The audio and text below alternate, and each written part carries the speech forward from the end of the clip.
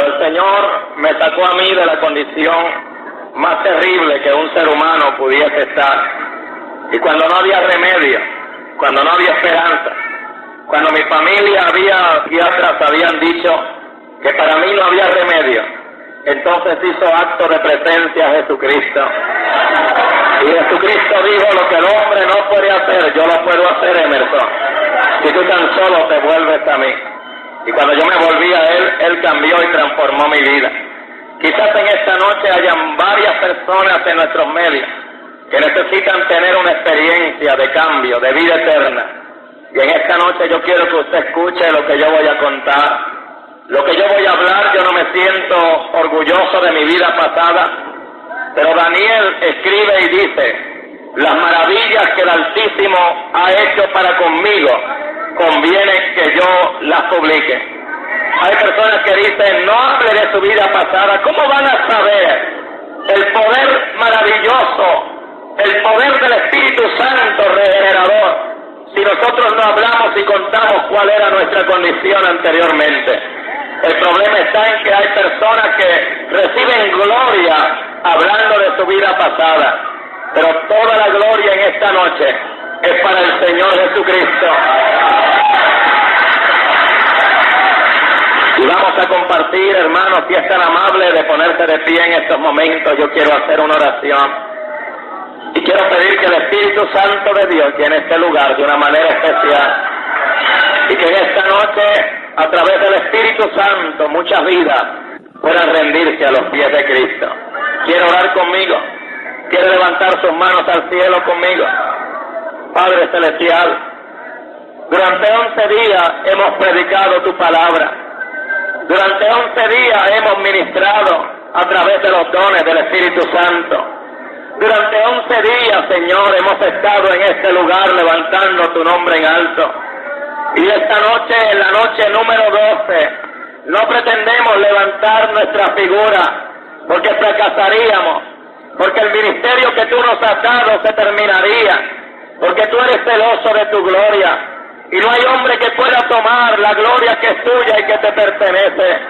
Pero mi Dios, a través de la historia que yo voy a contar, la misma historia que contó el Gadareno, la misma historia que contó el apóstol Pablo a los líderes romanos en las cortes, en los diferentes lugares donde era llevado, arrestado. Asimismo yo voy a contar una historia en esta noche, y yo espero que mientras yo cuento esta historia en esta noche, personas que están necesitadas de un milagro en su vida, personas que creen que para ellas ya no hay remedio, personas que piensan que no hay poder que los pueda hacer cambiar, a través de tu Espíritu Santo venga esperanza a la vida de ellos, y que, Dios mío, de una manera especial tú puedas hacer una obra regeneradora tal como la has hecho en mi vida. Te doy gracias en estos momentos, porque yo sé, oh Dios, que tú habrás de manifestarte. Te doy gracias en estos momentos, porque yo sé que vidas habrán de venir al conocimiento tuyo. Gracias te doy desde ya, en el nombre de Jesús. Gracias, Señor. Amén. Puede tomar su asiento.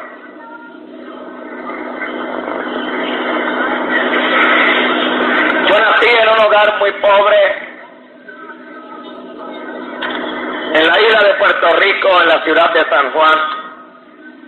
Y cuando digo pobre, muy pobre, no me refiero solamente a la pobreza de necesidades materiales, escasez de alimentos, escasez de dinero, sino que mi hogar era pobre dos veces.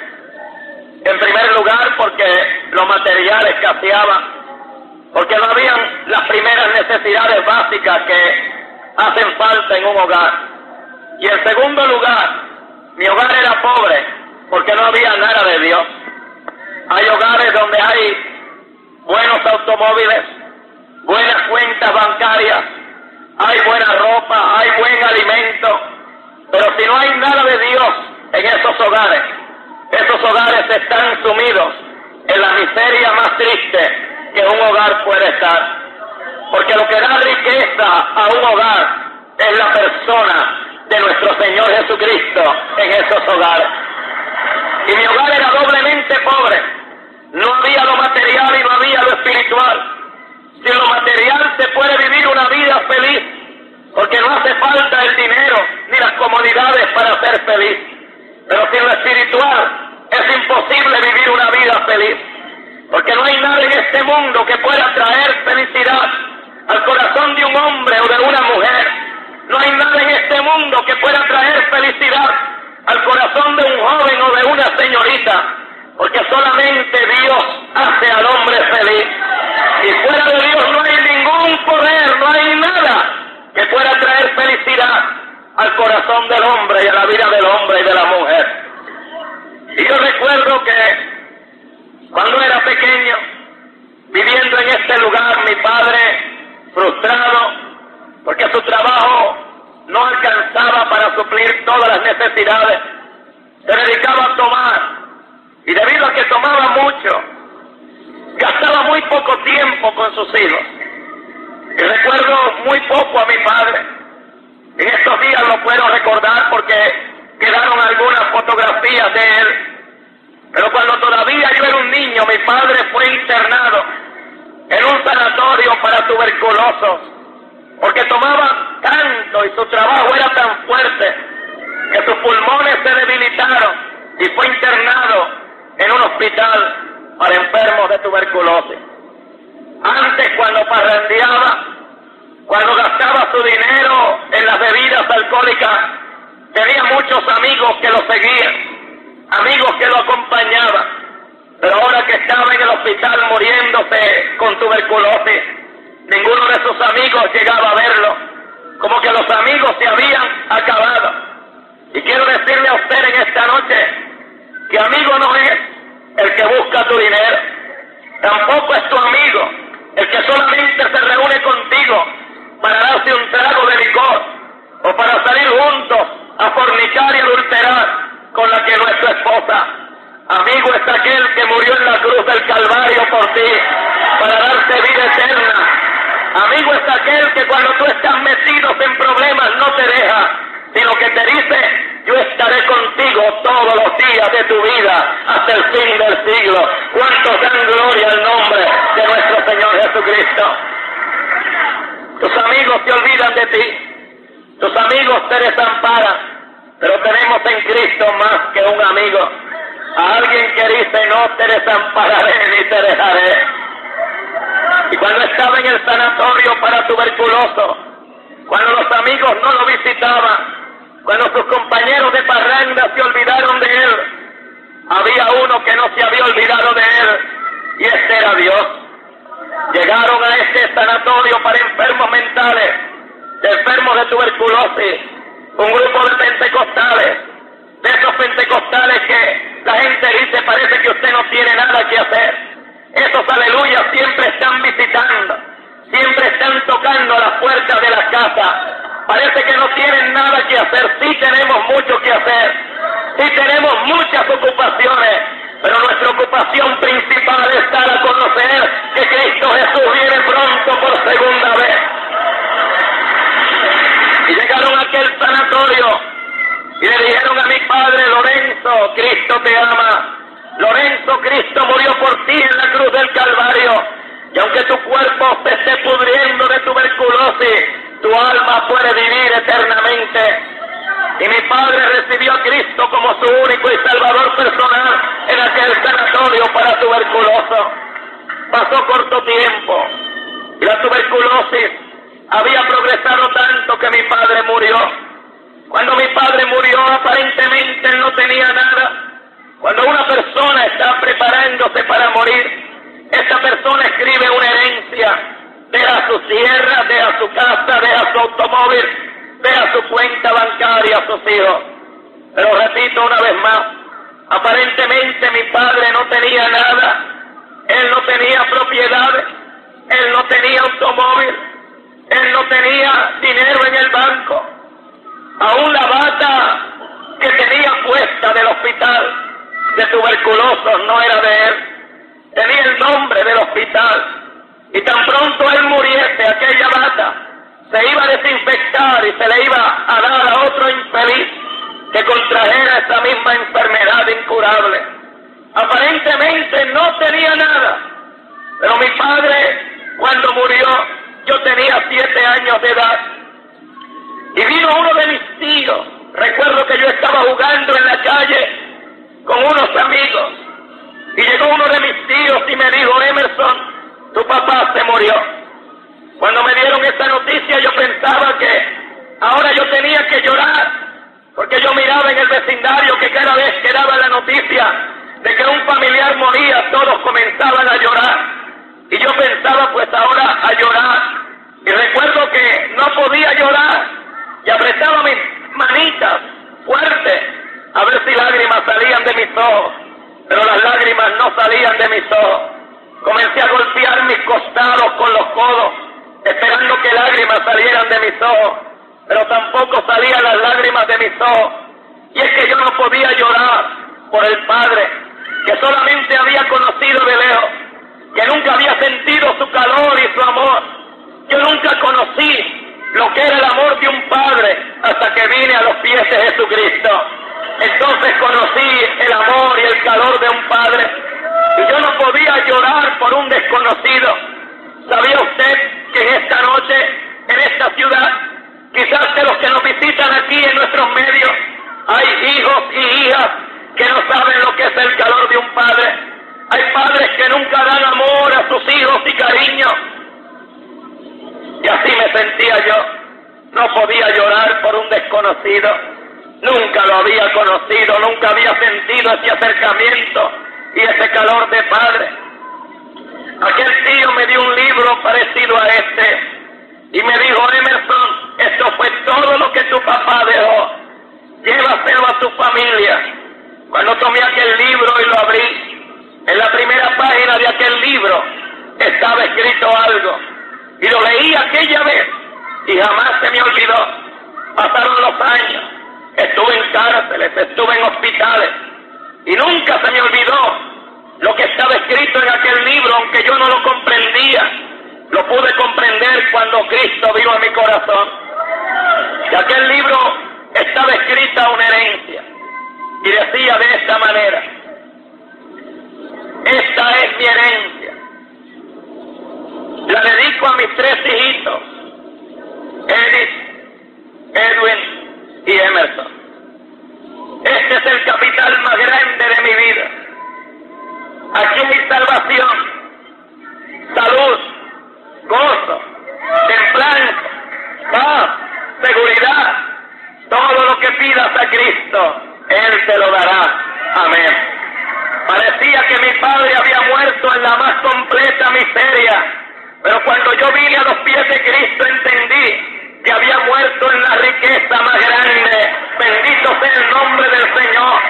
Había muerto con la seguridad de que Cristo era su Salvador y que habría de vivir eternamente en las mansiones celestiales.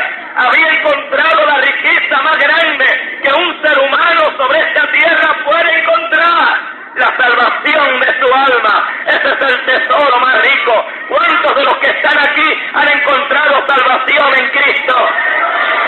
Esa es su riqueza, la riqueza más grande que un ser humano puede tener sobre la tierra. Y si hay alguien que todavía no la ha encontrado en esta noche, usted puede adquirirla. No le cuesta un céntimo, solamente tiene que recibirla por la fe. ¡Aleluya! Y usted será la persona más rica de toda la tierra, porque Cristo Jesús será una realidad en su corazón. Yo llevé aquel libro a mi casa y di la noticia que mi padre había muerto y nadie lloró. Y yo dije, bueno, pues yo hice lo correcto en no llorar. Y recuerdo que aquel libro lo vi por última vez, yo no sé en qué zafacón de basura fue a parar, porque nadie le hizo caso. Nadie extrañó a mi padre, nadie le prestó atención a aquel libro, y me olvidé de aquel libro. Nunca más me acordé de él. Recuerdo que el vecindario donde yo crecía era un vecindario de mucha violencia. Desde muy niño miraba yo que hombres apuñaleaban a otros hombres, miraba a personas ser baleadas, a veces muy cerca de nuestra casa.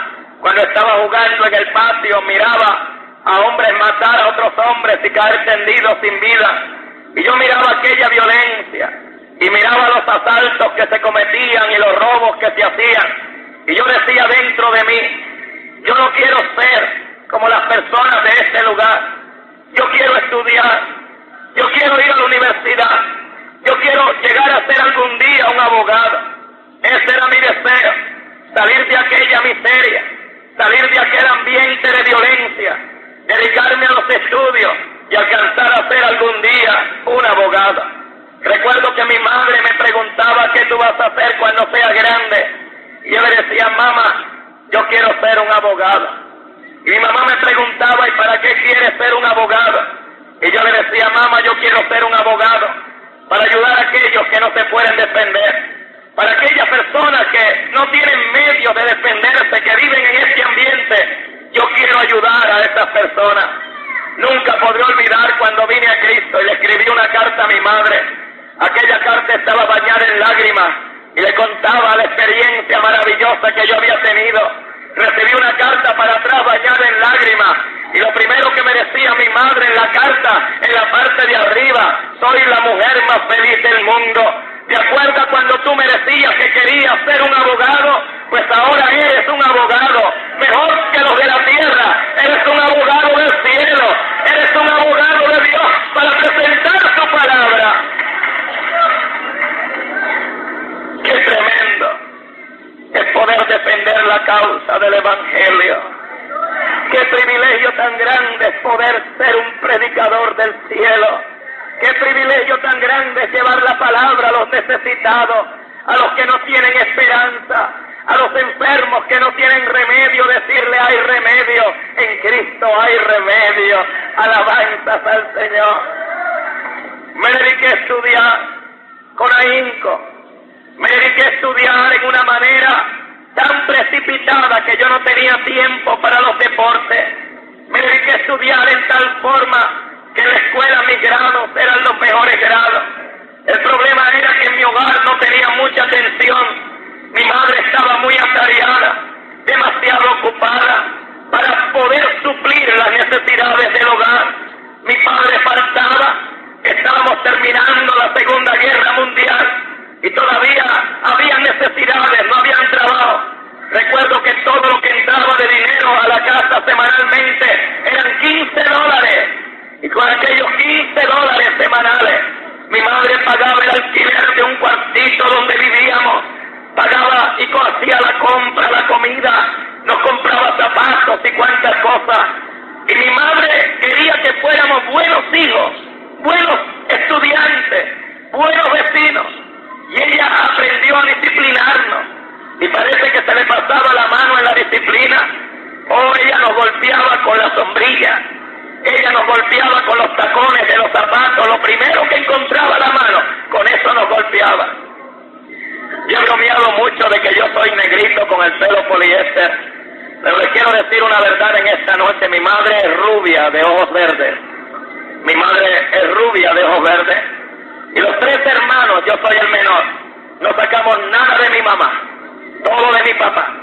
Y le decimos a mi mamá: mamá, por lo menos los ojos verdes, un negrito con ojos verdes es lo más lindo que hay. Por lo menos nos hubiera dado los ojos verdes. Pero no nos quiso dar nada mi mamá. Y cuando nos castigaba, cuando nos pegaba, siempre nos recordaba y nos decía: ustedes son negros pero decentes, negros pero limpios. Oiga, y ella se encargaba de que andáramos bien derechitos. Me acuerdo cuando yo salía con ella a la calle, niño al fin, a veces yo andaba como niño, ¿verdad? Medio chango, medio chiflado. Me decía: camina derecho, y me golpeaba con la sombrilla. Y yo me acuerdo que yo me ponía derecho, y así caminaba derecho, porque mi mamá me estaba mirando con ojos de fuego. Y se me quedaba viendo y me decía: muchacho, mueve esas manos. Y entonces yo empezaba a mover las manos. Tenía un temor a mi madre tremendo. Siempre conocí la disciplina de parte de mi madre, pero nunca conocí el amor. Yo no sabía lo que era recibir un beso de mi madre. Yo no sabía lo que era recibir un abrazo de mi madre. Yo miraba a otros niños en el vecindario. Andaban descalzos, yo tenía zapatos. Andaban desnudos, yo tenía pantalón y camisa. Pero yo los envidiaba, porque miraba a estos niños desnudos, descalzos, llenos de tierra, llenos de lodo, sentados en los brazos de sus madres, y sus madres los besaban y los acariciaban, y yo sentía envidia de aquellos niños. Hoy muchos padres se preocupan en darle a sus niños buena ropa y buena alimentación, pero lo que tus hijos necesitan es que le des amor, que haya tiempo para manifestarle amor.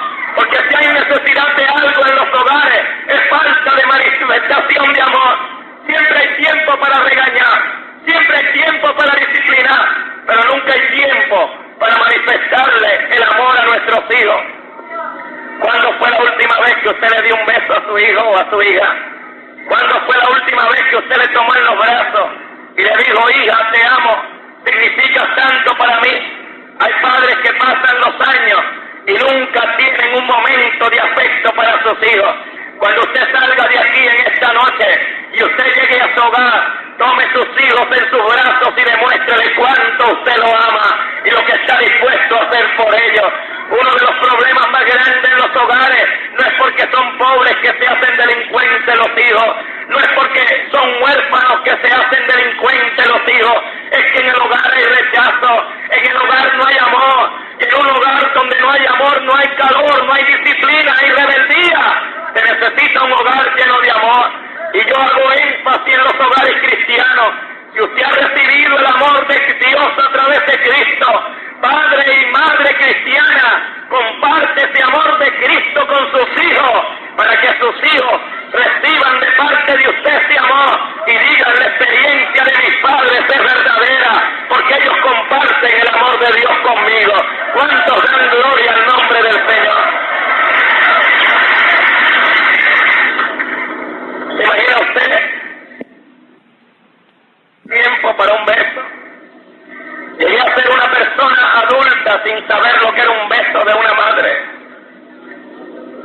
sin saber lo que era un abrazo de una madre. No que mi madre no me amara, no que mi madre no me quisiera. Mi madre siempre estaba dispuesta a dar la vida por mí, pero nunca había tiempo para manifestar ese amor. Imagínese que Dios nunca manifestara su amor por nosotros.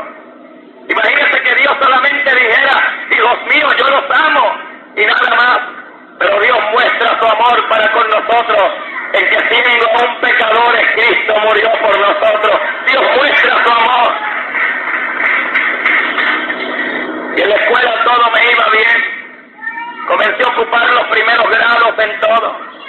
Yo era presidente de todo en la escuela, presidente del salón hogar, era presidente del club de ciencias y matemáticas, era presidente del club de inglés, aunque no hablaba inglés, era presidente del club de inglés. Y hay veces que yo me ha tocado predicar en las iglesias americanas y les digo, yo era presidente del club de inglés y mire qué inglés hablo. ¿Se imagina el vicepresidente? ¿Qué inglés hablaría? Era presidente del consejo de estudiantes, la policía escolar. Cuando el principal de la escuela faltaba, yo me sentaba en lugar del principal de la escuela. Yo ocupaba la oficina ese día y yo me encargaba de correr la escuela como presidente del consejo de estudiantes. Mis notas eran las mejores, mis maestros estaban orgullosos de mí, me decían, vas a llegar lejos, vas a llegar a algún lado, vas a tener triunfo en una buena carrera. Pero mi madre nunca iba a la escuela, no tenía tiempo para saber de mí. A veces el Club de Leones me quería hacer un agasajo y yo no podía ir a esos banquetes porque éramos muy pobres para que me comprara mi mamá un saco y una corbata.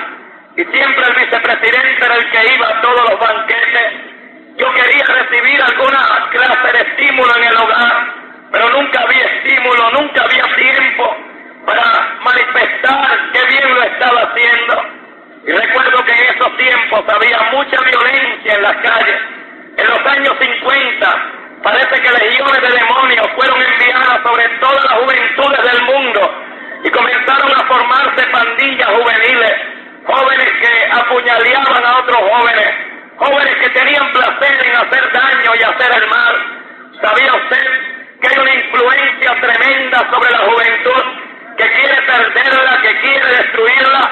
Pero también Dios se está moviendo de una manera especial en nuestra juventud, dándole a probar del Espíritu Santo de Dios, dándole a experimentar el gozo de la salvación, enseñándoles que no hay nada más maravilloso que servir a Cristo y que tener a Cristo en su corazón.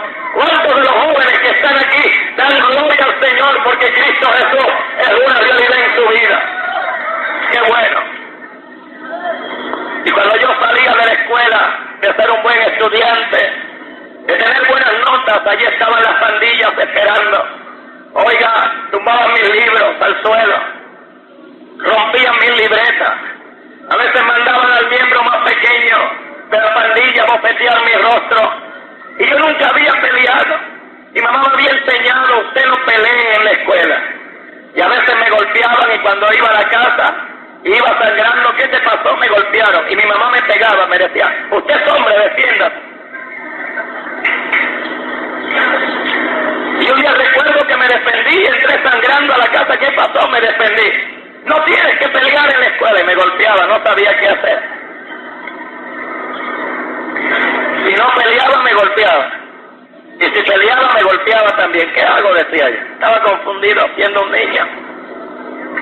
Y cuando las pandillas hacían esto, yo no me quería involucrar. Yo había visto mucho de esto. Pero a veces toda la escuela comenzaba a reírse. Porque yo no era muy popular con mis compañeros de clase. Porque mi mamá nos enseñó buenos modales. Mi mamá nos enseñó a no maldecir. Mi mamá nos enseñó que cuando pasáramos por en medio de dos personas dijéramos con permiso, que cuando nos dieran algo dijéramos muchas gracias. Y en los tiempos que yo crecía, en el vecindario que yo me criaba, aquello no se usaba. Luego mi mamá nos ponía la ropa y ella quería que siempre anduviéramos bien planchaditos, las camisas bien almidonadas, los pantalones bien almidonados. Y nos decía, ni te vayan a arrugar la ropa. Y yo caminaba así, como momia. No podía arrugarme en ninguna forma, en ninguna manera.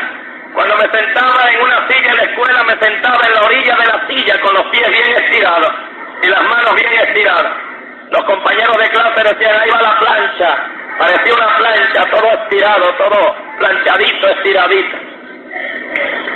Y como yo tenía buenos modales, aquello era raro en la escuela. Y los compañeros de clase decían, no se junten con Emerson.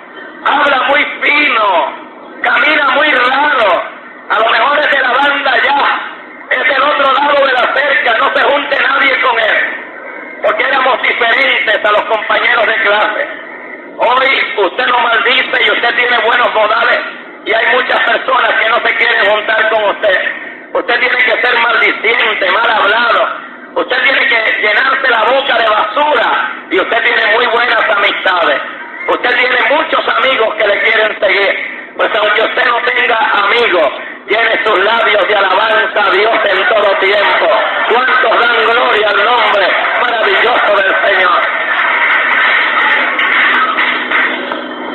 Oiga, y cuando me golpeaban las pandillas, toda la escuela se reía, y yo sentía la risa de los compañeros de clase en mis oídos, y aquello me llenaba de ira, de coraje. Y comenzaba a llorar, y me iba corriendo a mi casa y llamaba a mi madre, mamá, le quería contar los problemas que tenía en la escuela, pero mi madre me contestaba de la cocina, hijo, ahora no puedo, estoy muy ocupada, sus hijos tienen problemas, sus adolescentes tienen problemas, sus hijas tienen preguntas que hacerle a los padres, preguntas de sexo, hay padres que nunca le hablan a sus hijos de sexo. ¿Quién más le puede hablar? Si usted no lo hace, una persona en la calle le va a hablar de una manera morbosa.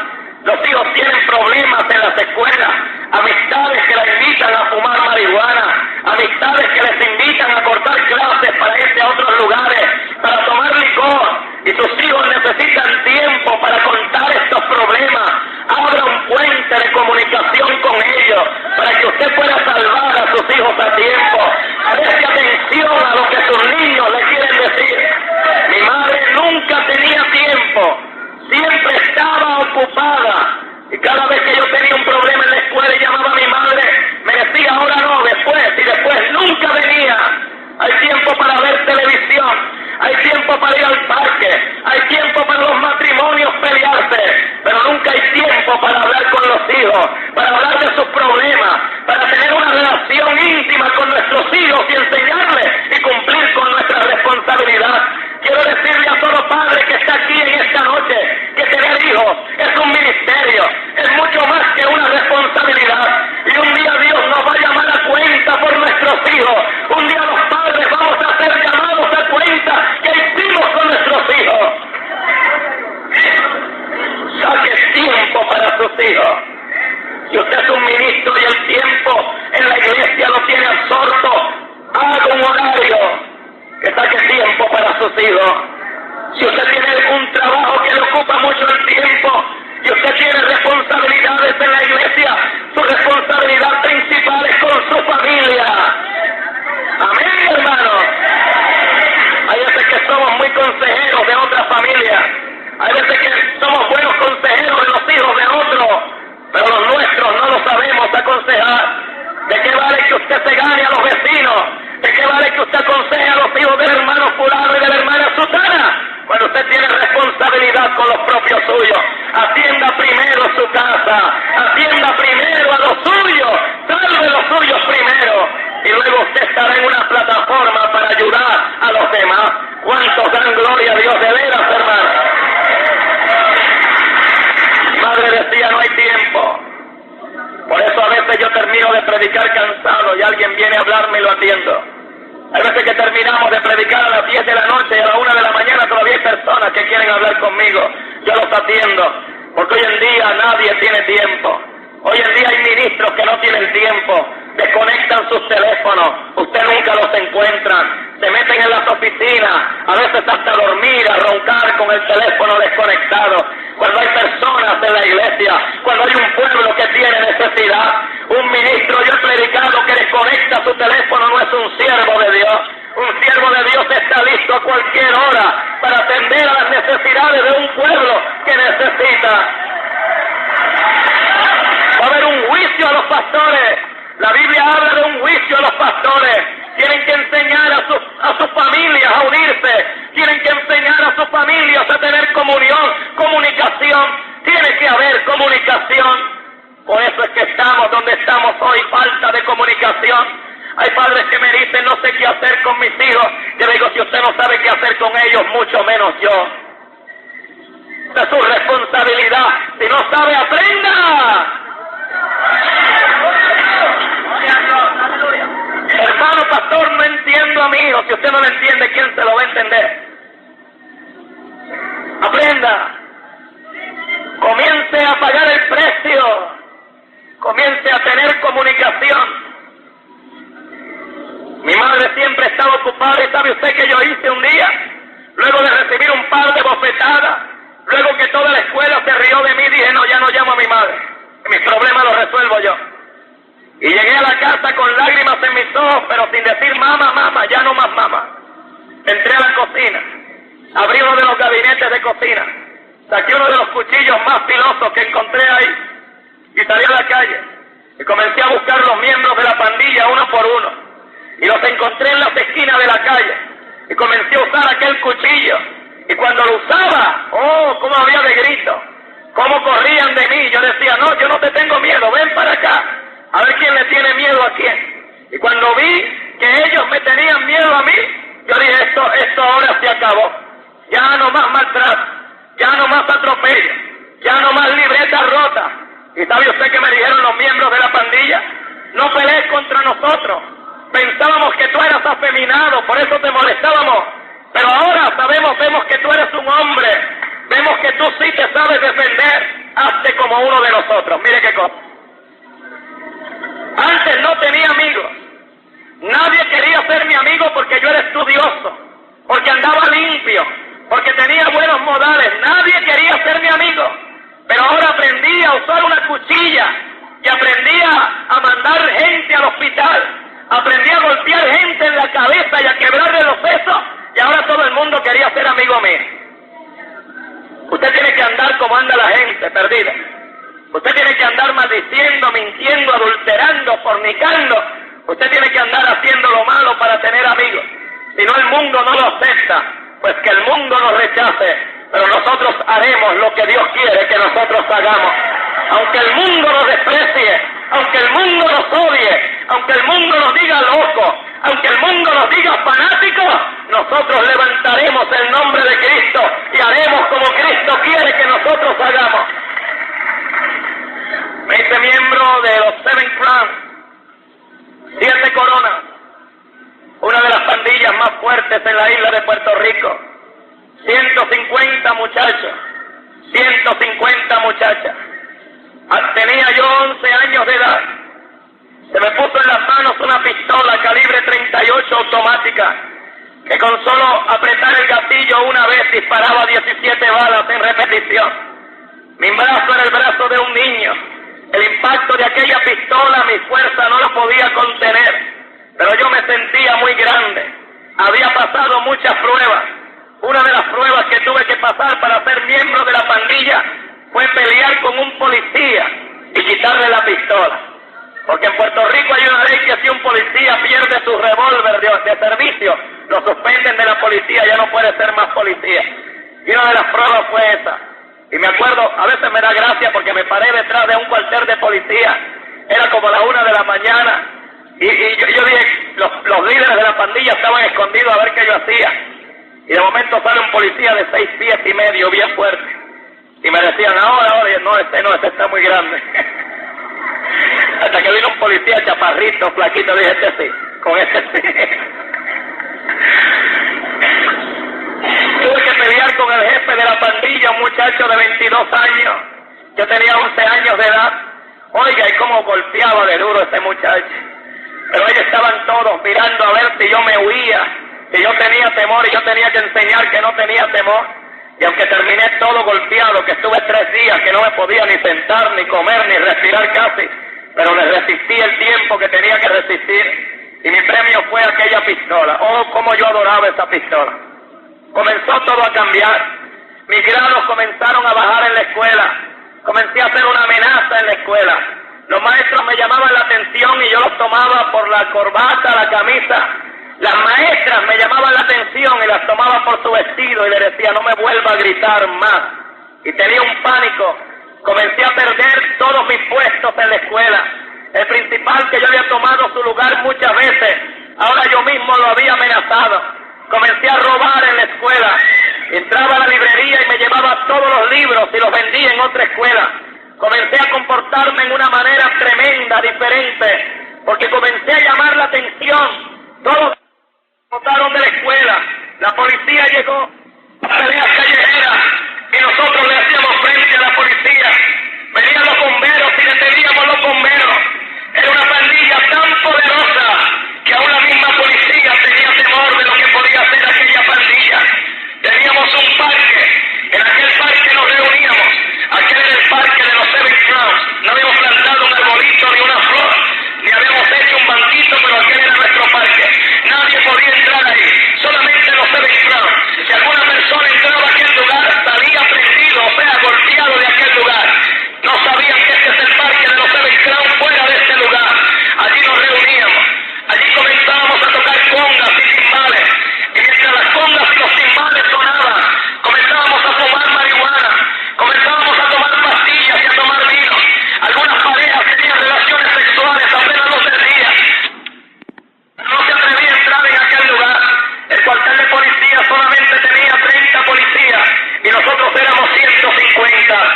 Éramos más grandes que la fuerza policíaca de aquel lugar.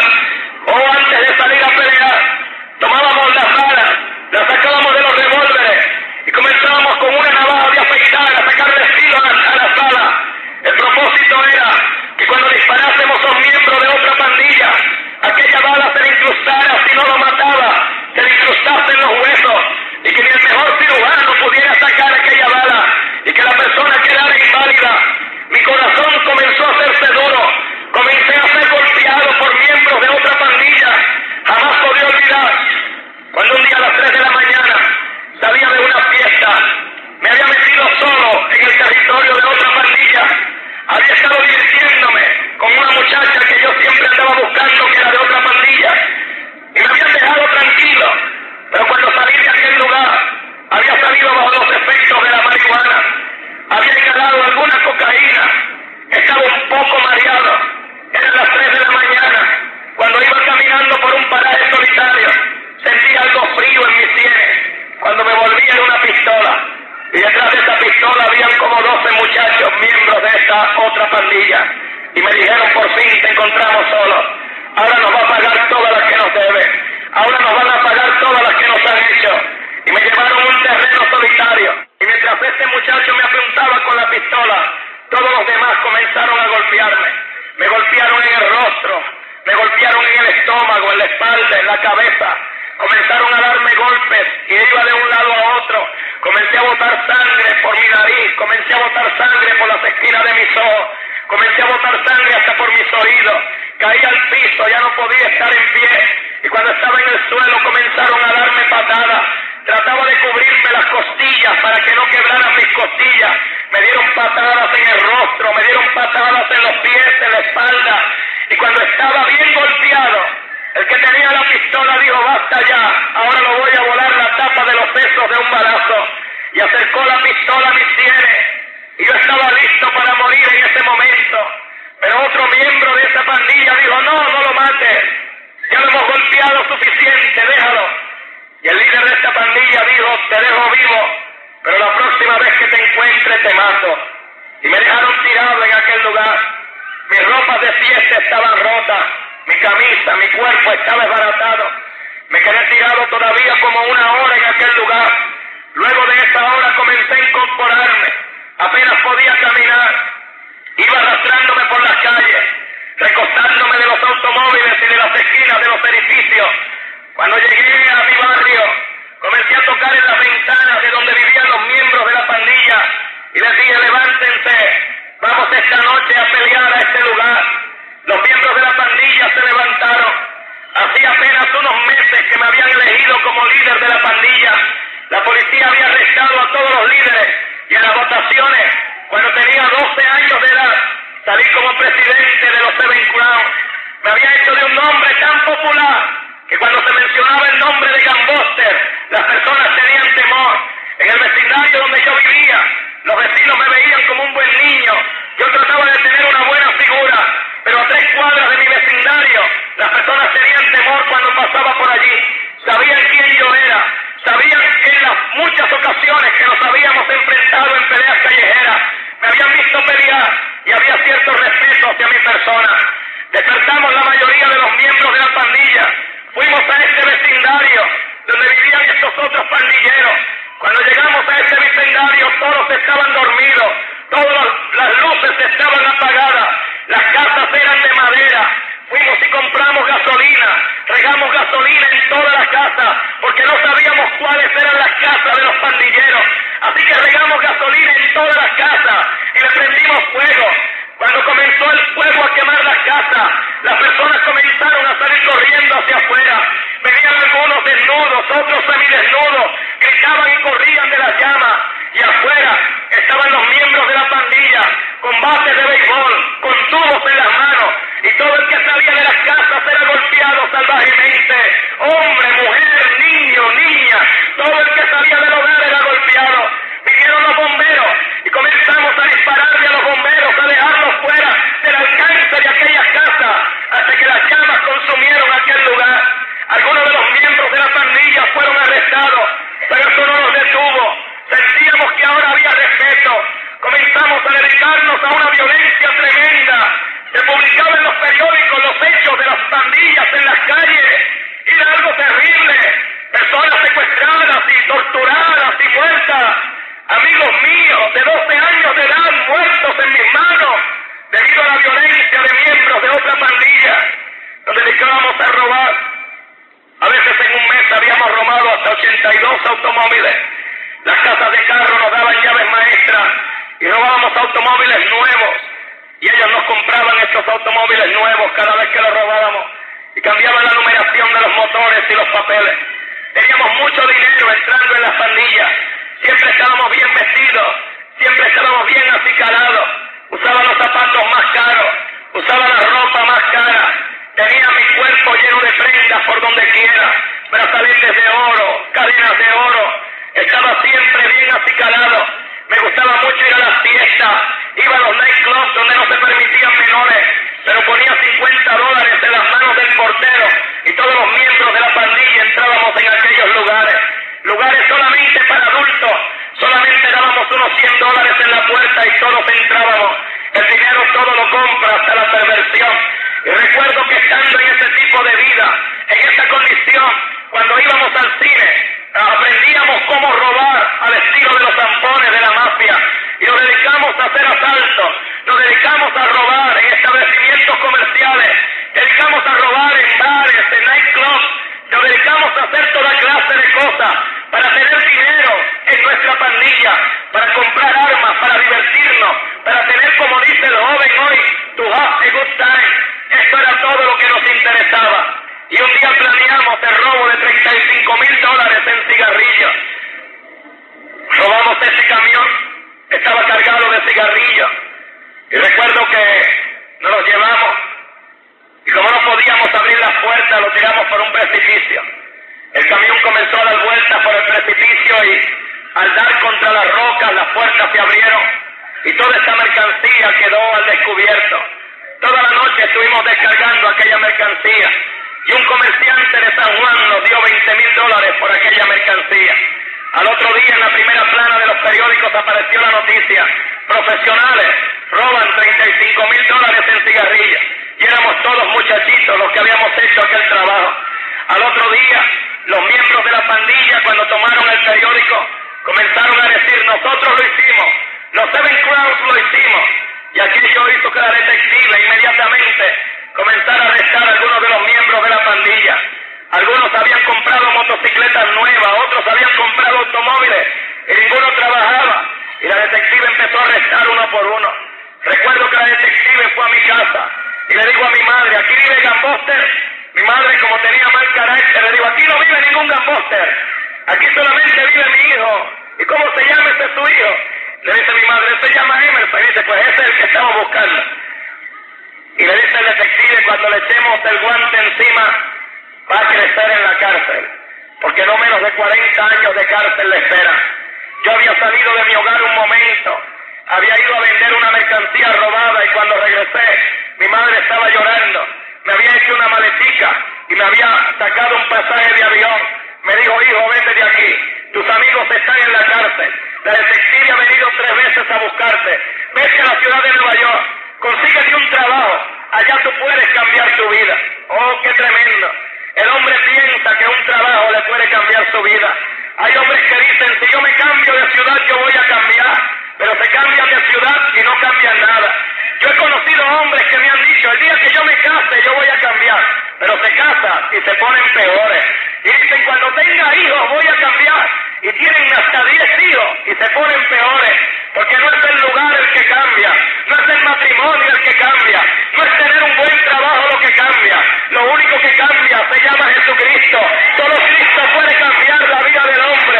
No es la ciudad, no es el país, es el poder de Cristo. Cuando la sangre de Cristo nos limpia de todo pecado. Como dice en 2 Corintios 5:17, de modo que si alguno está en Cristo, nueva criatura es. Las cosas viejas pasaron y aquí todas son hechas nuevas. ¿Cuántos dan gloria al nombre del Señor? Y me fui a la ciudad de Nueva York, una maletica con 2 camisas y un pantalón y $10 en mi bolsa, no tenía nada más. Cuando llegó el avión al aeropuerto Kennedy, que antes se llamaba La Guardia, ahora se llama Kennedy. Cuando llegó el avión a ese aeropuerto, recuerdo que yo no sabía para dónde ir. Nos bajaron del avión y yo me bajé y fui a tomar un autobús donde todo el mundo tomó el autobús, todas las personas, me monté en él. Llegó a un lugar y me dijeron: get out, para afuera, ya llegamos. Y cuando me bajé estaba en la calle 42 de Manhattan. Oh, yo nunca había visto edificios tan grandes. Allí está el Empire State Building, allí están todos los teatros. Es una calle llena de teatros con muchas lucecitas. Y yo nunca había visto tantas lucecitas. En una avenida en Puerto Rico todo lo que había visto era un teatro, pero ahí habían 100 teatros, uno detrás de otro. Y aquello me causó curiosidad. Allí tenía mi maletica con 2 pantalones y la camisa y me quedé viendo las lucecitas. Y había un hombre parado debajo de unas luces y pensó que yo lo estaba mirando a él. Y se enojó mucho. Y vino para donde yo estaba hablándome en inglés. ¿Qué? Tengo monos en la cara, ¿por qué me mira? Empezó a decir palabras obscenas.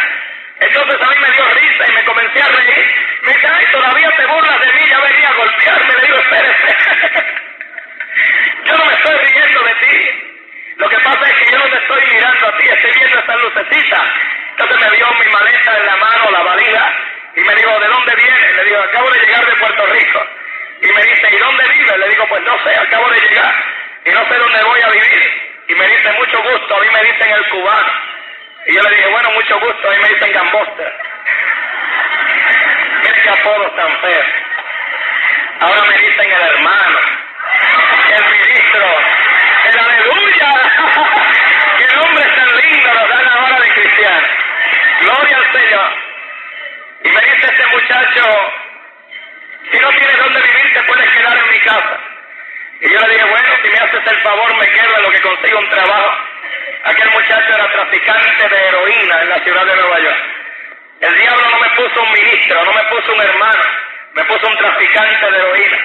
Óigame, y si usted viera la casa que él me ofrecía, yo pensaba que era una casa grande, una casa bonita, pero era un apartamento donde no había nada, solo un lavamanos.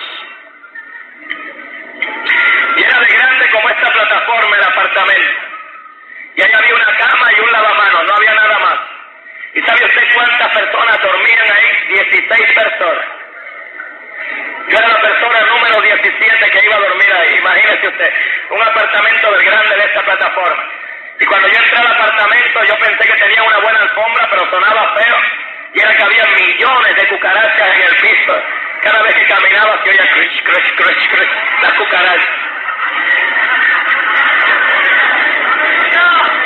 Me dice este muchacho, le digo yo a este muchacho, yo quiero que me ayudes a conseguir un trabajo. Y me dice, ¿por qué quieres trabajar? Y le digo, porque no tengo dinero. Y me dice, aquí tú no necesitas trabajar para tener dinero. Y le digo, ¿cómo está eso? Me dice, aquí todos los tontos trabajan. Aquí el que es listo no tiene que trabajar. Yo le dije, pero solo tengo $10, me hace falta dinero. Y me dijo, no te preocupes, yo te voy a enseñar 3 palabras en inglés. Y cuando tú aprendas esas 3 palabras en inglés, todo lo que tú necesitas para tener todo el dinero que tú quieras. Y yo le dije, ¿y cuáles son esas 3 palabras? Y me dijo, ya te las voy a enseñar. Nos montamos en el tren subterráneo. Y cuando íbamos en el tren subterráneo me dijo, te voy a decir la primera. La primera palabra es stick. Óigame, yo ni atención le estaba prestando. Yo nunca me había montado en un tren debajo de la tierra. Aquello estaba muy oscuro y aquello iba muy rápido. Yo tenía mis ojos bien abiertos. Yo quería saber a dónde íbamos por allá abajo y cuál iba a ser el final de nosotros. Y no podía decir stick porque había estado, como no sabía inglés, me ofrecían cosas en el avión, pero yo no sabía qué decir. Imagínese, presidente del club de inglés. Y no podía ni pedir agua. Y comencé a decir stick, stick, hasta que dije stick. Y me dijo, muy bien, ya tienes la primera palabra, te faltan 2. Y me dijo, la segunda palabra es M. Y yo le digo, este es fácil, porque esas son las 2 primeras letras de mi nombre. Y me dijo, pues dilas. Y yo dije, M. Y me dijo, bueno, ahora te falta la última palabra. Y le digo, cuando yo aprenda esa palabra, yo no tengo que trabajar. Me dice, no. Tengo todo el dinero que yo quiero. Y me dijo, sí. Y dímela rápido, que la quiero aprender. Y me dijo, bueno, la última palabra es off. Y yo dije, off. Me dijo, di las 3 palabras juntas. Y yo dije, stick 'em up. Me dijo, ya está. No tienes que trabajar. ¿Sabe usted qué quiere decir stick 'em up? Arriba las manos. Oiga, y él tenía razón. Aquello eran como palabras mágicas. Cada vez que yo me le paraba detrás a una persona y le ponía una pistola en la espalda y le decía stick 'em up, oiga, me regalaba toda su cartera con dinero y retratitos. Y hasta se quitaba el reloj y los anillos y me los daba. Oye, yo decía, ahora sí que estoy yo bien parado en esta ciudad. Con 3 palabras mágicas, stick 'em up. Y la gente me daban todo el dinero. Hasta el change, hasta el sencillo. Y a veces yo caminaba por la calle, stick 'em up, stick 'em up. Y me decían, no me mates, aquí está todo, tenga. La ciudad no me cambió. Un viaje a la ciudad de Nueva York no me cambió. Lo que había hecho era graduarme a una escala mayor. En la ciudad de Nueva York comencé a odiar a toda persona que no hablaba español. Aún los latinos que no hablaban español eran mis enemigos. Yo era muy nacionalista. Y yo decía que un latino no tenía ningún negocio hablando inglés. Odiaba a los italianos, odiaba a los irlandeses. Todo el que no era latino era mi enemigo. Y yo me acuerdo muy bien que a veces caminaba con una cuchilla de botones aquí en la bolsa de mi pantalón. Y a veces miraba un muchacho que parecía italiano y me acercaba a él y le decía con una sonrisa, hey brother, are you Italian? Y me decía, oh yes, I am. Y sacaba mi cuchilla de botones y cortaba su rostro, su cuello. Y el muchacho comenzaba a gritar en la calle, comenzaba a llamar a la policía. Yo caminaba lejos de él con una sonrisa de satisfacción porque para mí ese era mi enemigo. Y había herido a un enemigo. Nunca lo había visto antes, pero para mí era mi enemigo. Es que cuando el diablo tiene el corazón de un hombre, cuando el diablo domina la vida de un individuo, malo, lo hace hacer daño, lo hace hacer mal. Por eso es que cuando una persona viene a Cristo, quiere hablarle de Cristo a la gente, quiere hablarle de cosas buenas a la gente, porque cuando Cristo toma el corazón de un hombre, lo hace hablar de cosas buenas y enseñar cosas buenas. Qué odio yo sentía hacia las personas. Odiaba a los negros, odiaba a cualquier persona que no fuera latina, era mi enemigo, no lo quería. En una ocasión desperté en la azotea de un edificio con mi cuchilla de botones en las manos. Estaba yo bañado en sangre, mi cuchilla estaba llena de sangre y yo pensé que yo estaba herido, yo no tenía heridas. Fui, me aseé, me cambié de ropa y salí a la calle. Y mis compañeros de la calle me dijeron, vete de aquí, la policía te busca. Ayer mutilaste a 5 personas, yo ni me acordaba. Había estado toda esa noche fumando marihuana. Había estado tomando licor, yo no me acordaba del daño que había hecho. ¿Se imagina usted hacer un daño como ese y no acordarse? Mi vida cada día se infiltraba en cosas raras. La última vez que estuve delante del mismo juez, por la vez número 30, me dijo el juez, te vas de este lugar, no te voy a sentenciar, te vas, porque la próxima vez que vengas a esta corte te meto a la cárcel y boto la llave, lárgate de este condado. Y yo me fui de aquel lugar, y mi vida yo pensaba que iba a cambiar, pero no cambiaba, no cambiaba. Cada día me atraía más la violencia, tengo en mi cuerpo señales de esa violencia. Aquello era como un placer para mí, era un escape el fumar marihuana y el oír música a alto volumen, sentarme en una esquina de un lugar, apaciguar mi mente, apaciguar mi cabeza. La marihuana y la música me producían paz momentánea, pero perdí el control y hacía cosas ofensivas, cosas que no quería hacer. Y un día cuando salí de una cantina o de un bar, había estado oyendo música y había estado bajo los efectos de la marihuana, apenas podía caminar y afuera me estaban esperando 5 miembros de una pandilla italiana. Toda la noche me habían estado esperando afuera. Y cuando cerraron aquel lugar que yo salía, apenas si podía mirar donde caminaba, los miembros de esta pandilla me estaban esperando, frescos. Había uno de ellos muy fuerte, parece que se dedicaba a levantar pesas, era muy fuerte, estaba muy musculoso. Y cuando salí de ese lugar, comenzaron a correr en dirección hacia donde yo estaba. Cuando yo vi que venían a atacarme, lo primero que había a mi alcance era la antena de radio de un automóvil. Y arranqué la antena de radio de aquel automóvil y golpeé al primer muchacho. Y le di tan fuerte que la antena se partió en 2 pedazos. Y el muchacho cayó hacia un lado gritando. Cuando el muchacho musculoso vio aquello, vino gritando en dirección a mí, agarrarme por la cintura para tirarme al suelo y patearme entre todos. Alguien me tiró una botella de cerveza. Y cuando aquel muchacho venía agachado hacia donde yo estaba, me agaché y rompí aquella botella de cerveza por la mitad. Y cuando estaba cerca de mí, le enterré la mitad de aquella botella de cerveza en su rostro. Los 2 ojos le explotaron. Aquella botella de cerveza se le quedó incrustada en su cara. El muchacho cayó al suelo. Comenzó a revolcarse en el suelo y comenzó a gritar, oh my God, oh my God. Los que estaban con él se fueron corriendo. Las mujeres que estaban allí comenzaron a gritar, this man is an animal, somebody call the police. Alguien llame a la policía, este hombre es un animal. Yo solamente estaba mirando a aquel muchacho allí tirado, gritando. Quería salir corriendo de aquel lugar, pero no podía. La emoción de ver a aquel muchacho con los ojos explotados, gritando, bañado en un charco de sangre, me hacía permanecer parado donde estaba. De momento sentí que un automóvil se detuvo detrás de mí. Alguien me tomó por las manos y me metió en un automóvil. Eran compañeros de la calle, me llevaron fuera de aquel lugar. Me dijeron, no vuelvas por aquí en mucho tiempo. y me fui a otro condado a tratar de olvidarme de lo que había sucedido, pero en las noches yo no podía dormir. Cada vez que cerraba mis ojos veía el rostro de aquel muchacho. Miraba sus ojos explotados, lo veía revolcarse en la acera de la calle y lo oía gritar. Fumaba mucha marihuana, tomaba más licor, pero aquello no me hacía olvidar el rostro de aquel muchacho. Y recuerdo que a la edad de 14 años, sin que nadie me dijera hazlo, sin que nadie me aconsejara que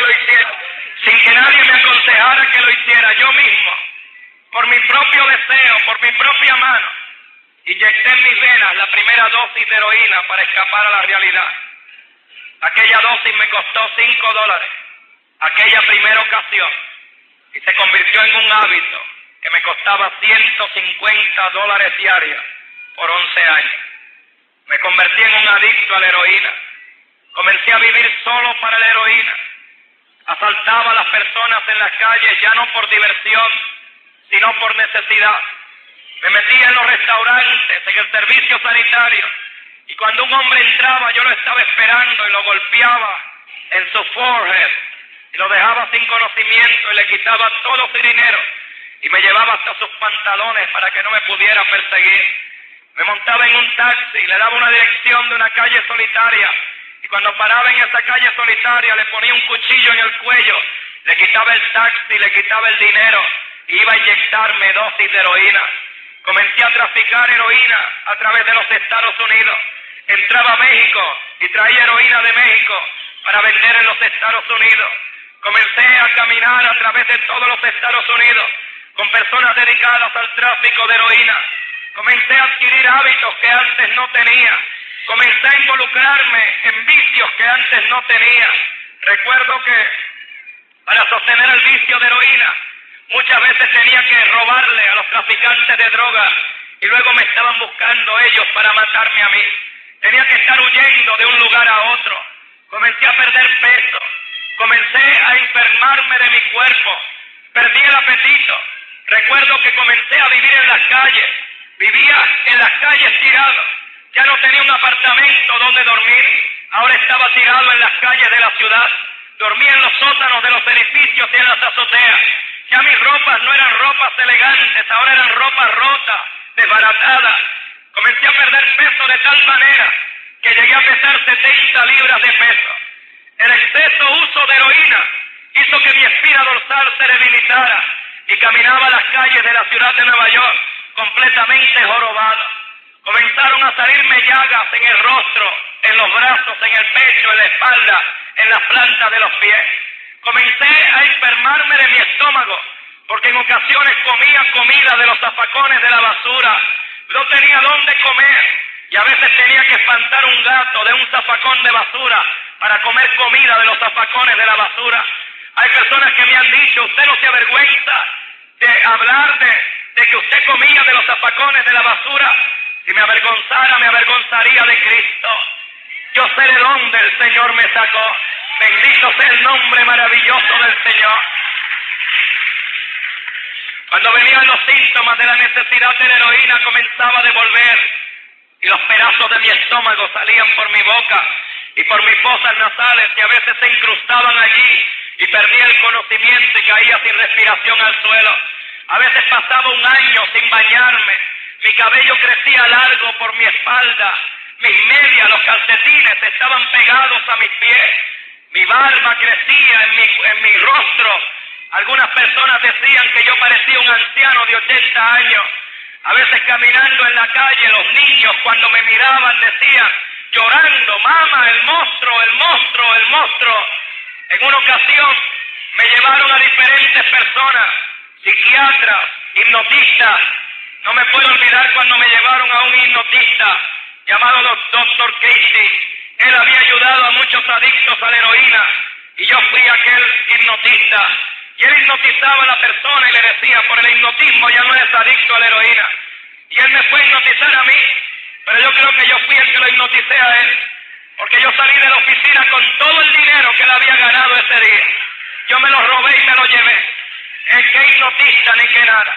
Una vez me llevaron donde una mujer espiritista y comenzó a hacerme unos pases por la espalda y comenzó a hacerme unos pases por el cerebro.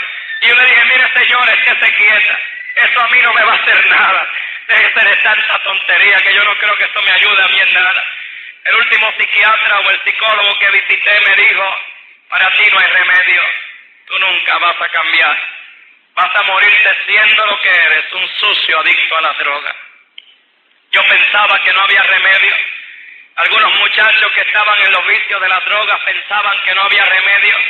La ciencia médica dio un reporte que decía que el único remedio para el adicto a la heroína era la muerte, que no había nada que pudiera curar a un adicto a la heroína.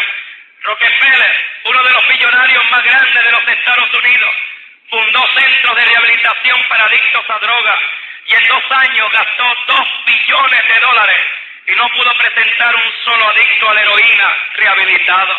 Oh, porque donde el hombre nada puede hacer, hace falta la intervención sobrenatural de Dios.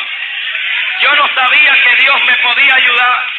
Las personas me tenían miedo a mi apariencia. Yo miraba creyentes que caminaban por las calles de Nueva York con Biblias bien grandes, pero cuando me veían a mí cruzaban la calle lejos de donde yo estaba.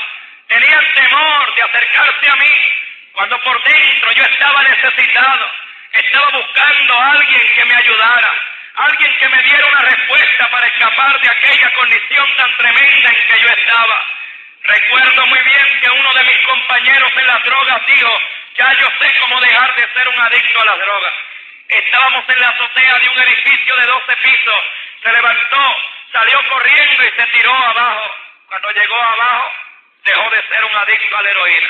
Sus sesos quedaron regados en todo el pavimento de la ciudad. Muchas veces traté de quitarme la vida, en las cárceles traté de ahorcarme, inyecté sobredosis de heroína en mis venas, en varias ocasiones corté mis venas y comencé a sangrar hasta perder el conocimiento, pero siempre despertaba en la sala de emergencia de un hospital. Dios tenía un plan para mi vida y yo no lo sabía. Dios tenía un propósito para mi vida y yo no me daba cuenta.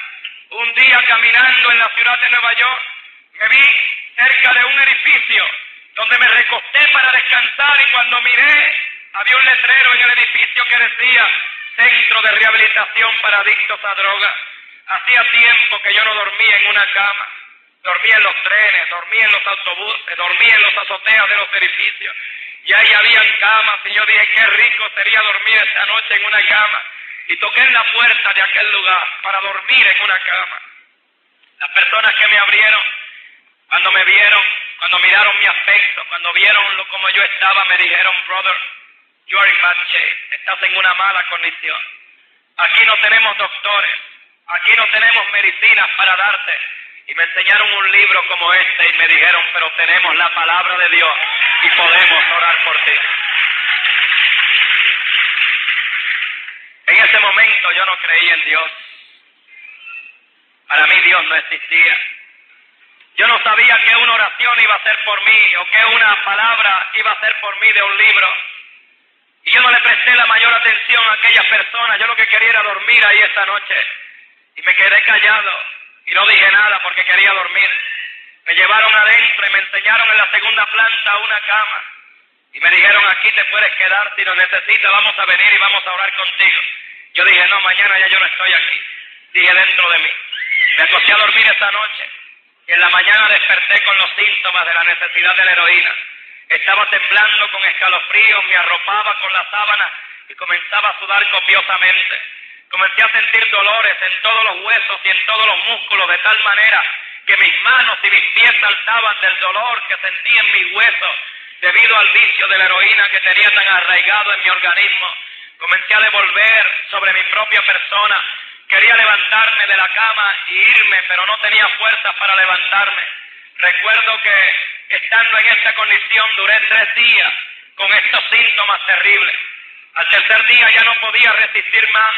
Hice un esfuerzo sobrehumano, me empujé de la cama y me tuve que aguantar de la pared porque todo daba vueltas a mi alrededor. No tenía fuerza. Me sentía tan debilitado, me sentía tan cansado. Pero yo sabía que si salía de aquel lugar y conseguía una dosis de heroína, todos esos síntomas, esos dolores iban a desaparecer por unas horas o quizás por unos minutos. Cuando iba saliendo de aquel lugar me acordé que no tenía dinero para comprar droga. Se me había terminado la fuerza, no tenía fuerza para saltar, para agarrar a alguna persona por el cuello. Perdón.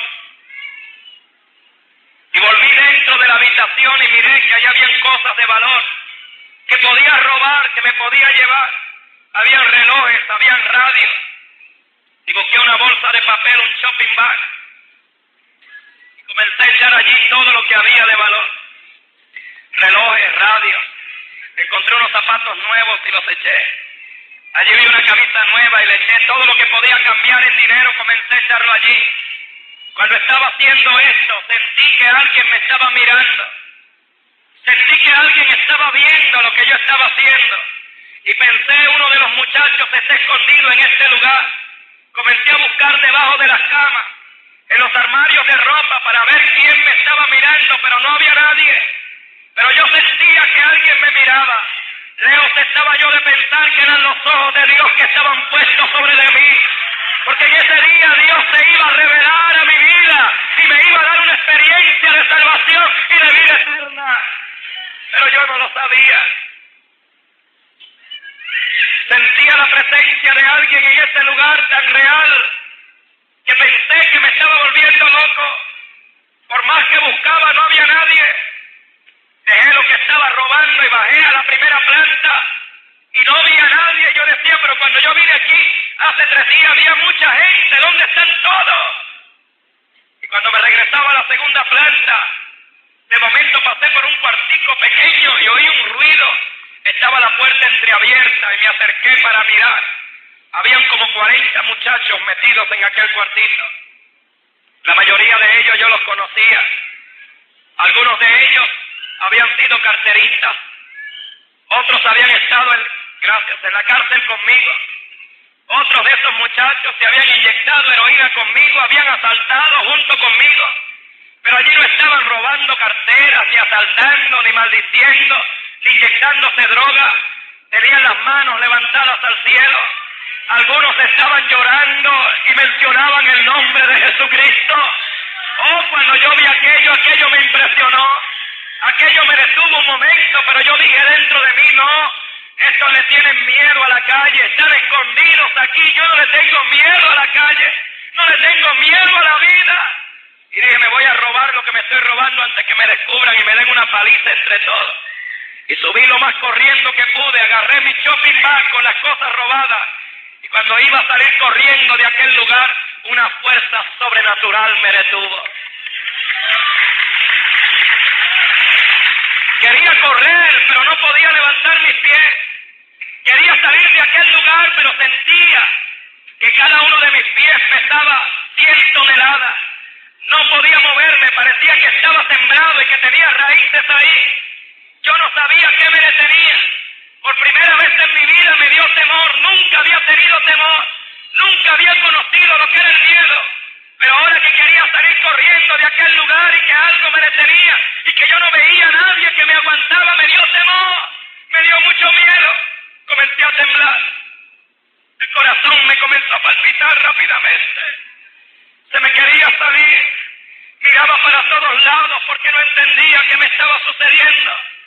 Y de momento sentí que una mano me tocó el hombro y yo dije, oh, por fin, ahora voy a ver quién me está deteniendo. Pero cuando me volví a ver quién me había tocado, no había mano ni había nadie detrás de mí. Pero yo sentía una mano suave y delicada sobre mis hombros. Sentí que otra mano se posó sobre mi otro hombro y volví a mirar, pero no había nadie. Yo no sabía que eran las manos de Dios que estaban tocando mi vida en ese momento. Aquellas manos comenzaron a hacer presión en mis hombros y comencé a doblar mis rodillas lentamente hacia el suelo.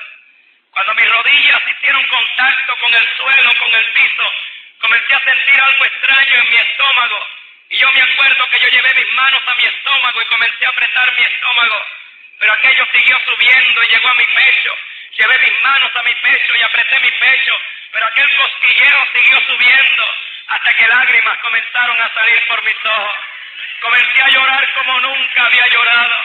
Comencé a llorar como un niño. No había podido llorar cuando me dijeron tu padre está muerto. No había podido llorar por el sufrimiento de mi madre ni por la condición de mi vida, ni por el daño que había hecho a los demás. Pero ahora estaba de rodillas en medio de una habitación y lloraba. Y lo más tremendo era que yo no sabía por qué yo estaba llorando. Pero qué lindo era poder llorar. Qué hermoso era poder experimentar ese sentimiento que había estado dormido dentro de mí desde que era niño. Lloré con llanto, lloré con dolor, porque el pecado produce dolor. Oiga, y cómo lloraba, y mientras lloraba, toda mi vida pasada pasó por mi mente como una película. Comencé a verme en la escuela, comencé a verme en la pandilla, comencé a verme haciendo daño a otras personas, entrando y saliendo de las cárceles. Comencé a ver las lágrimas de mi madre cuando me inyectaba heroína en la pena. Cuando yo tenía que asaltar y robar, me vi comiendo de los zapacones de la basura. Entonces entendí quién estaba allí conmigo. Entonces comprendí que era lo que me estaba sucediendo a mí. Entendí que era Dios que me estaba dando una oportunidad y yo no quería desaprovechar aquella oportunidad. Allí no había nadie que me dijera lo que yo hiciera. No había un sacerdote, no había un ministro, no había un hermano, yo estaba solo. Yo no sabía orar, pero yo me acuerdo que yo levanté mis manos al cielo y grité desde lo profundo de mi ser: Dios mío, ten misericordia de mí, por favor, cambia mi vida. Aquellas sí fueron palabras mágicas, porque cuando yo dije esas palabras parece que el cielo se abrió y el poder de Dios descendió sobre de mí. Comencé a sentir como ríos de agua viva que fluían a través de todo mi cuerpo. Comencé a sentir el poder de Dios libertándome del vicio de la heroína. Comencé a sentir el poder de Dios limpiándome de toda carga de pecado, quitando toda enfermedad de mi cuerpo. Todavía estaba de rodillas y todavía lloraba, pero comencé a ponerme de pie. Y cuando me puse de pie sentía que caminaba en el aire. Un grande peso había sido quitado de mí. Todavía estaba llorando, pero ahora a la misma vez estaba riendo. Había un gozo maravilloso que inundaba todo mi ser. Ese gozo todavía hoy yo no lo puedo explicar, pero se llama el gozo de la salvación. ¡Oh, gloria al nombre maravilloso del Señor! Comencé a caminar a la ventana. Quería mirar afuera. Parecía que caminaba sobre nubes. O sentía mis pisadas tan suaves, y cuando miré afuera de la ventana, comencé a llorar todavía más. Por primera vez en 11 años miraba el sol brillar. Por 11 años había vivido en tinieblas. Los edificios de la ciudad de Nueva York están despintados y feos. Pero ese día yo miraba los edificios brillar hermosos, con los colores más bellos, porque ahora estaba mirando a través de la luz de Cristo que había venido a brillar en mi interior. Comencé a descender por las escaleras y salí a la calle. Comencé a detener las personas en la calle y les decía a las personas: ¿sabe por qué estoy llorando de esta manera? ¿Sabe por qué lloro así? Y las personas escogían los hombros, no sabían por qué. Yo les decía: es que hace un momento Dios cambió mi vida en este lugar. Ya no soy un adicto a las drogas, ya no soy lo que era anteriormente. En esta noche han pasado casi 11 años desde que yo tuve esa experiencia. Cuando yo hablo de mi persona me parece que estoy hablando de otro, porque este no soy yo. Cristo Jesús vino a mi vida y me cambió y me transformó. El Evangelio de Cristo es real. A mí no me lavó nadie el cerebro. Yo no lo leí en un periódico. Esto no es algo que yo vi en la televisión. Esto es algo que yo experimenté. El poder de Cristo es real. ¿Cuántos dan gloria al nombre de Cristo en esta noche? Incline su rostro, por favor.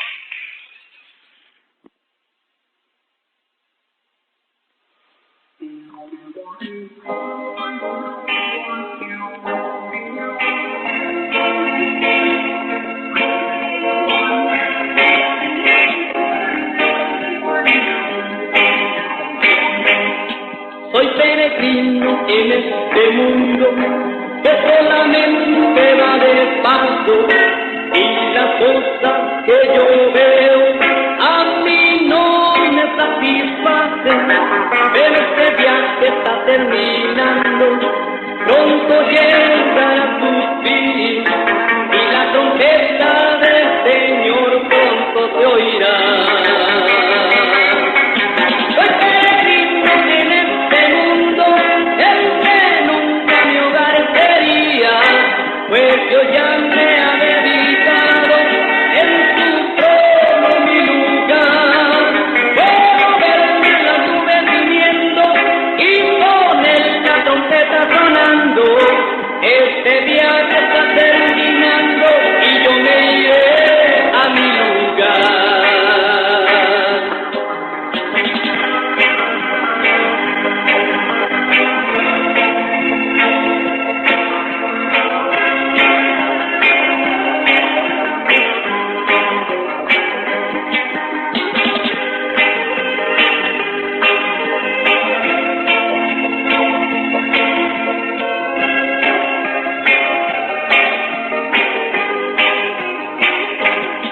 Soy peregrino en este mundo, lo que tengo aquí no es mío, pues la plata y el oro pronto atrás se quedarán.